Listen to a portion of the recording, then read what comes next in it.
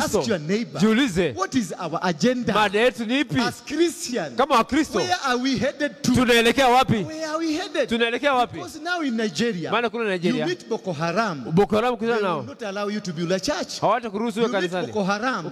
They are putting Sharia laws now. Wameweka sheria. You beat Boko Haram. Everything is being put in place. Kila kitu kimepangwa. This is what we are about to experience. Hii ndio tuko karibu kushuhudia. In 5 years time from now, this church will come with money. Kanisa ile kuja. And they will tell you remove these structures. Watakwambia ondoa hii. They want to put a nice house here. Tungependa kuimarisha mjengo. They will come to my church. Watakuja kwangu. They will come and say remove this structure. Ngoa hii. Because you are making noises. Maana mnapiga kelele. Because they have the power. Maana wana nguvu. They have entrenched themselves.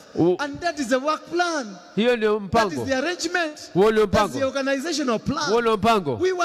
We did not become Christian to become fools. Hatukuwa Kristo kuwa pumbavu. Christian so that we can have the tulikuwa Kristo ili tuwe na hekima. So that we can have the mind of Jesus. Tuwe na nia ya Kristo. And do the will of Jesus. Na tufanye mapenzi ya the plan of Jesus. Na tufanye mpango wa Yesu. Because he left us without helper. Alituacha na msaidizi. Msaidizi Roho Mtakatifu. Atuelekeze. Do the will. Tufanye mapenzi ya Baba yetu aliye mbinguni. And this is what we need to do.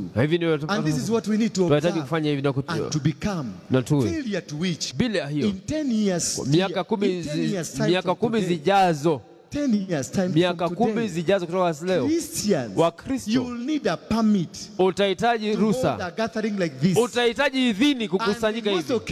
Na you are going to be denied that permit. Na mara mingi utanyimwa. You will worship from your houses. Utaabudu nyumbani. You don't have a plan. Maana huna mpango. The only plan you know. Mpango tunaojua. This one is saved. Ni kwamba huyo and this one is not saved. Huyo hajaokoka. Is as if ni kana kwamba you are a secretary in heaven. Wewe sasa ni who knows how people get saved. Anajua vile watu wanaokoka. And how people don't get saved. Na vile watu hawajaokoka.